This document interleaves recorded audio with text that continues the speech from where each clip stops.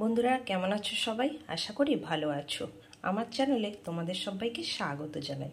তো আজ চলে এসেছি দারুণ একটা রেসিপি নিয়ে। দেখো এখানে দুটো ডিম সিদ্ধ করে ছাড়িয়ে নিয়েছি, একটা আলু নিয়েছি। আমি আজ বানাবো ডিমের কাটলেট। তো চলো দেখে নাও কিভাবে বানাই। রেসিপিটা কিন্তু দারুণ সুন্দর খেতে। তো বন্ধুরা আমার চ্যানেলে নতুন বন্ধু হলে চ্যানেলটি সাবস্ক্রাইব করে পাশে থাকার অনুরোধ রইল। তো আমি এখন একটা গ্রেটার নেব, আর গ্রেটারের সাহায্যে আলু আর ডিমটাকে একসাথে গ্রেট করে নিতে হবে। তো দেখো বন্ধুরা, আলু আর ডিমটা কিন্তু আমি সুন্দরভাবে এভাবে গ্রেট করে নিয়েছি। চলো এবার পরবর্তী অংশ দেখাই। এখন গ্যাসে একটা কড়াই বসিয়ে দিয়েছি, দিয়ে রুটিগুলোকে একটু ছিঁড়ে ছিঁড়ে আর গরম করে নেব। তো দেখো রুটিগুলো কিন্তু এরকম টুকরো টুকরো করে আর একটু ভালো করে কড়াইয়ে সেঁকে নিয়ে মিক্সিতে গুঁড়ো করে নিলেই সুন্দর বাড়িতেই ব্রেড স্কাম তৈরি হয়ে যায়। তো চলো আমি এভাবেই বানিয়ে তোমাদেরকে দেখিয়ে দিচ্ছি। তো দেখো বন্ধুরা, এটা কিন্তু হাত দিলেই বোঝা যাবে একটু শক্ত শক্ত হয়ে যায়। সেরকম হয়ে গেলেই এটা নামিয়ে নিতে হবে, নিয়ে একটু ঠান্ডা করে তবেই কিন্তু মিক্সিতে দিয়ে গুঁড়ো করব। এখন রুটিটা নামিয়ে নিয়ে গ্যাসে আবারও কড়াইটা বসিয়ে দিয়েছি এবং কড়াইটা গরম করে নিতে হবে। নিয়ে সরিষার তেল দিয়ে দেব।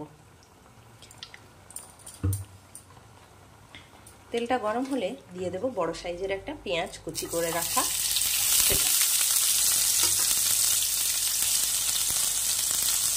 পেঁয়াজটা দিয়ে একটু নেড়ে চেড়ে ভেজে নেব।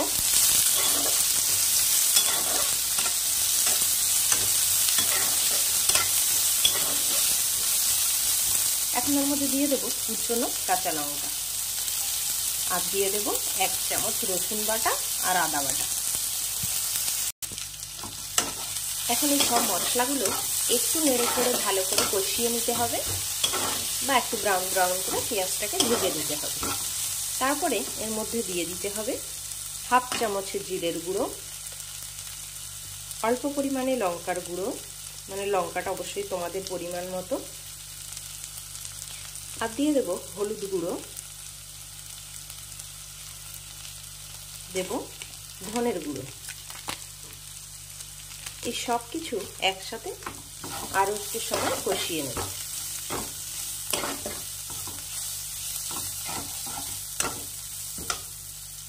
মশলাটা ভালো করে কষানো হয়ে গেলে এখন এর মধ্যে দিয়ে দেব গ্রেট করা আলু আর ডিমটা।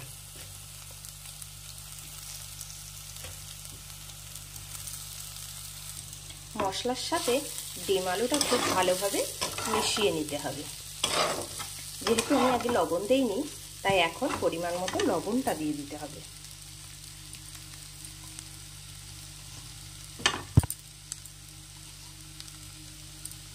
দিয়ে খুব ভালো করে কষিয়ে নেব 2 মিনিট।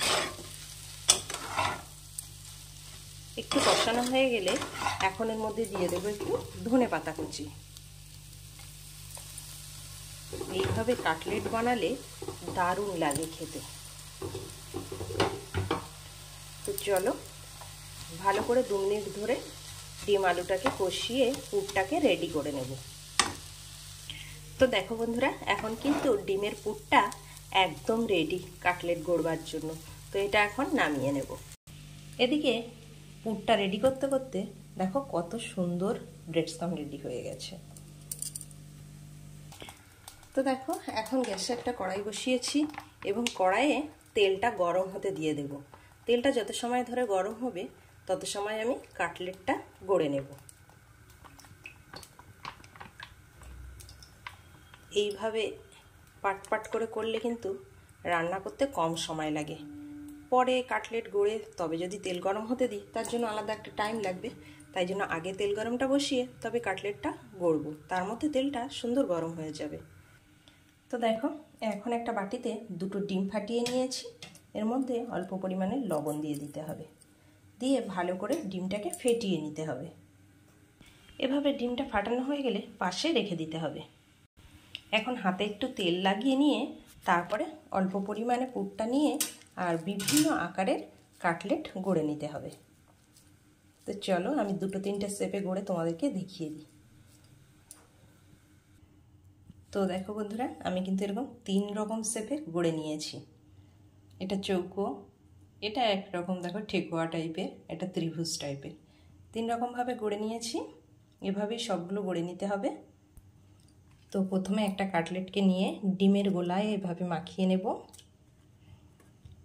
নিয়ে এভাবে ব্রেড ক্রাম দিয়ে কোট করে নিতে হবে। এইভাবে ঠিক প্রত্যেকটা কাটলেট গড়ে নিতে হবে।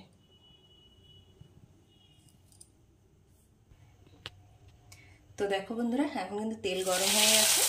এভাবে এক একটা কাটলেটকে দিয়ে আর এপাশ ওপাশ উল্টো পাল্টে ভেজে নিলে রেডি হয়ে যাবে ডিমের কাটলেট। তো দেখো বন্ধুরা, রেডি হয়ে গেছে কিন্তু ডিমের কাটলেট। তো রেসিপিটি যদি ভালো লাগে লাইক, কমেন্ট ও শেয়ার করে আমার সাথে থেকো। ভিডিওটি আজ এখানেই শেষ করছি।